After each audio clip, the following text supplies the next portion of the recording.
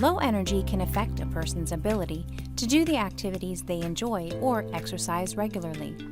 Dropping testosterone levels could be the cause. Testosterone starts dropping in the 20s for men and likewise for women. Women have about an equal amount of testosterone and estradiol normally.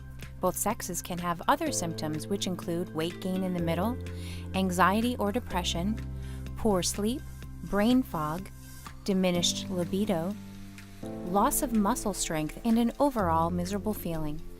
Unexplained fatigue is one of the symptoms we treat at Florida Anti-Aging Center. After a thorough evaluation and testing, the correct course of treatment is determined. Dr. Raymond Adamczyk has the expertise to evaluate lab results and get to the root cause of fatigue. Left untreated, low testosterone levels can lead to a variety of conditions, including increased risk for weight gain, prediabetes, diabetes, osteoporosis, cardiovascular disease, dementia, and sexual dysfunction, just to name a few.